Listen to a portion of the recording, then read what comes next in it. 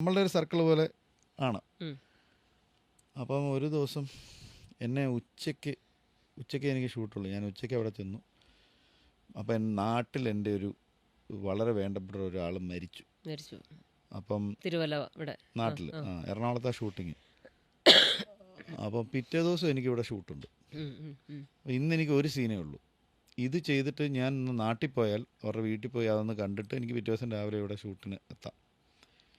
അപ്പോൾ ഉച്ചയ്ക്ക് ഒരു 3 മണിക്കെങ്കിലും തീർന്നാൽ എനിക്കൊരു 6 മണിയാകുമ്പോൾ അവിടെ എത്തി കണ്ടിട്ട് ഒരു 9 മണിയാകുമ്പോൾ തിരിച്ച് ഒന്ന് എനിക്ക് ഉറക്കമൊക്കെ ഭയങ്കര നിർബന്ധമാണ് അഭിനയിക്കുന്ന സമയത്ത് പിറ്റേ ദിവസം. തീർച്ചയായിട്ടും ക്യാമറ മുന്നിൽ വരുന്നത്. അപ്പം ഞാൻ അതെല്ലാം ആലോചിച്ചിട്ട് ഒരു 2 മണിക്ക് തുടങ്ങുമെന്ന് വിചാരിച്ചു.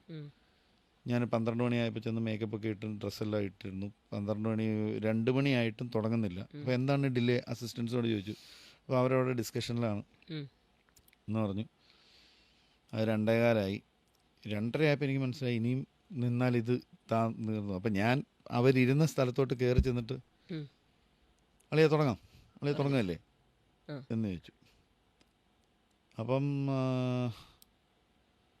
ഈ പുള്ളി എന്നോട് തുടങ്ങാറാകുമ്പോൾ ആൾ വന്ന് വിളിക്കുമല്ലോ, അപ്പം അവിടെ വെയിറ്റ് ചെയ്താൽ മതി, തുടങ്ങാറാകുമ്പം അസിസ്റ്റൻ്റ് വന്ന് വിളിക്കും. അതെനിക്ക് പെട്ടെന്ന് പുള്ളിയുടെ വായിന്ന് കേട്ടപ്പോൾ എനിക്ക് ഭയങ്കര സങ്കടമായി. ഞാൻ ചോദിച്ചു അതെന്താ? അഭിനയിക്കാൻ വന്നതല്ലേ, കൂടുതൽ കാര്യങ്ങളൊന്നും അറിയണ്ട, നിങ്ങൾ അവിടെ പോയി വെയിറ്റ് ചെയ്യുക, സമയമാകുമ്പോൾ അസിസ്റ്റൻ്റ് വന്ന് വിളിക്കും. അത് വേറൊരു ആളാണ് പറഞ്ഞിരുന്നതെങ്കിൽ സോറി എന്ന് പറഞ്ഞിട്ട് ഞാനൊക്കെ പോയേനെ. കാരണം അയാൾ അങ്ങനെയല്ലല്ലോ ഒരാളോട് പറയേണ്ടത്. ഇതിനകത്തൊരു ഹൈരാർക്കി. ഞാൻ നിന്റെ കാര്യം നോക്കിയാൽ നമ്മളിവിടെ ചെയ്യുന്നുണ്ടെന്ന് പറയുമ്പോൾ നമ്മളൊരു തേർഡ് പാർട്ടി ആയി പോയി. അങ്ങനെ എനിക്ക് ഇഷ്ടമില്ലാത്ത, എനിക്ക് പരിചയമില്ലാത്ത ഒരാളാണ് പറയുന്നതെങ്കിൽ, അല്ലെങ്കിൽ എനിക്ക് എത്ര അടുപ്പമില്ലാത്ത ഒരാളാണ് പറയുന്നതെങ്കിൽ അയാളെ നന്നാക്കാൻ ഞാൻ നോക്കത്തില്ല. അയാൾ അങ്ങനെ തന്നെ ജീവിച്ചോട്ടെ, ആ സ്വഭാവമായിട്ട് അങ്ങനെ തന്നെ പൊക്കോട്ടെ എന്നേ ഞാൻ വിചാരിക്കത്തുള്ളൂ. പക്ഷെ അയാളുടെ കുടുംബത്തിനെ പറ്റിയും ഭാര്യയെ പറ്റിയും ഒക്കെ ഓർത്ത് എനിക്ക് വിഷമം ഉണ്ടാകും. പക്ഷെ ഈ മനുഷ്യനാണല്ലോ ഇവർ താങ്ങുന്ന ഇത്രയും കാലഘട്ടമൊക്കെ തോന്നും.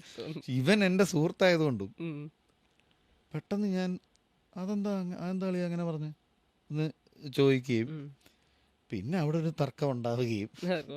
ഞാൻ സിനിമ ഒരു ഗ്രൂപ്പ് വർക്കാണ്, അങ്ങനെ നിങ്ങൾ അവിടെ പോയിരുന്നാൽ മതി, സമയമാകുമ്പോൾ വന്നാൽ മതി എന്നൊന്നും പറയരുത്. എല്ലാവരും ഇവിടെ ഈ സെറ്റിലുള്ള എല്ലാവരും ചായ കൊടുക്കുന്ന ചേട്ടൻ പോലും ഈ സിനിമയ്ക്ക് വേണ്ടിയിട്ടാണ് വർക്ക് ചെയ്യുന്നത്. ഈ സിനിമ നന്നാക്കാൻ വേണ്ടിയിട്ടാണ് എല്ലാവരും ശ്രമിക്കുന്നത്. അതുകൊണ്ട് ഒരാളെ മാറ്റി നിർത്തി ആ പണി മാത്രം ചെയ്താൽ മതി, ഈ പണി മാത്രം ചെയ്താൽ മതി എന്ന് പറഞ്ഞാൽ എനിക്ക് നിന്നോടും പറയേണ്ടി വരും, നിൻ്റെ പണി എന്നെ ഭരിക്കലല്ല, നീ സംവിധായകൻ്റെ സഹായിയാണ്, അയാൾക്ക് വേണ്ട കാര്യങ്ങൾ ചെയ്തു കൊടുത്താൽ മതി.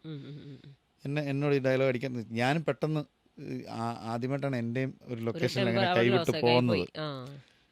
അങ്ങനെ ഒരു കാര്യം സംഭവിച്ചിട്ട് പെട്ടെന്ന് എന്തിനായിരുന്നു ആവശ്യം. അത് കഴിഞ്ഞിട്ട് പെട്ടെന്ന് തന്നെ അടുത്ത് ആ ഷോട്ട് എന്നാൽ പിന്നെ തുടങ്ങിയേക്കാന്ന് പറഞ്ഞാൽ ഷോട്ട് എടുക്കാൻ പോവുകയും ഞാനും അപ്സെറ്റ്, പുള്ളിയും അപ്സെറ്റ്, ഇത് കേട്ടിരുന്ന സംവിധായകനൊന്നും മിണ്ടിയില്ല, പുള്ളിക്കും അപ്സെറ്റ്, ക്യാമറമാൻ പിന്നെ കുറച്ച് എക്സ്പീരിയൻസ്ഡ് ആയതുകൊണ്ട് പുള്ളി കാര്യങ്ങളൊക്കെ കൂളാക്കാൻ എടുക്കാൻ നോക്കുന്നുണ്ട്. പക്ഷേ ഇതിന് ശേഷം ഈ സീൻ ചെയ്യേണ്ട വന്നല്ലോ. അന്നെനിക്ക് അത് ഇത് പിന്നെ എങ്ങനെ നമ്മൾ വേറെ ഒന്നാമത്തെ പ്രശ്നം, ഈ ആക്ടേഴ്സ് ലൊക്കേഷനിൽ വരുന്നത് മനുഷ്യരായിട്ടും അവിടെ വന്നതിന് ശേഷം കഥാപാത്രങ്ങളായിട്ടും മാറുകയാണ്. അപ്പം ഭയങ്കര ഫ്രജൈലാണ് ആക്ടേഴ്സ്. അവരുടെ കോൺസെൻട്രേഷൻ ഒന്നും ബ്രേക്ക് ചെയ്യരുത്, കോൺഫിഡൻസ് ബ്രേക്ക് ചെയ്യരുത്. ഈ കോൺഫിഡൻസിലാണ് ഇയാൾ ഇത് ചെയ്തു പോകുന്നത്. കാരണം ഇത്രയും ആൾക്കാർ ചുറ്റിനും നിൽക്കുന്നു, എല്ലാവരും നോക്കിക്കൊണ്ട് നിൽക്കുമ്പോൾ വേറൊരാളായിട്ട് മാറി ഒരു പെർഫോമൻസ്, ഡയലോഗ്സ് ഓർത്ത് പറഞ്ഞ്, മൂവ്മെൻ്റ് ഓർത്ത്, ലൈറ്റ്സ്, ക്യാമറ പൊസിഷൻസ്, മാസ്ക്, ഇതെല്ലാം ഓർത്ത് ഇതെല്ലാം ചിന്തിക്കുകയും വേണം, ആ കഥാപാത്രമായി നിൽക്കുകയും ചെയ്യണം, ആ കഥാപാത്രത്തിൻ്റെ മൈന്യൂട്ട് പരിപാടികളെല്ലാം പിടിക്കുകയും ചെയ്യണം. ഇത്രയെല്ലാം ചെയ്യുന്ന ഒരാൾ ഇതെല്ലാം ചെയ്യുന്നത് അത് ആത്മവിശ്വാസത്തിൻ്റെ പുറത്താണ്. അയാളുടെ ആത്മവിശ്വാസം ഒരിക്കലും കളയരുത്, ഡിസ്റ്റർബ് ചെയ്യരുത്.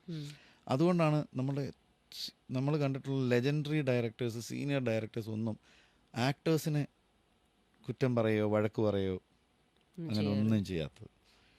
എപ്പോഴും പാമ്പർ ചെയ്ത് കംഫോർട്ട് ചെയ്ത് നിർത്തത്തുള്ളൂ. കാരണം ആ കോൺഫിഡൻസ് ആണ് അവരുടെ ഏറ്റവും നല്ല പെർഫോമൻസിനെ വെളിക്കൊണ്ടിരുന്നത്.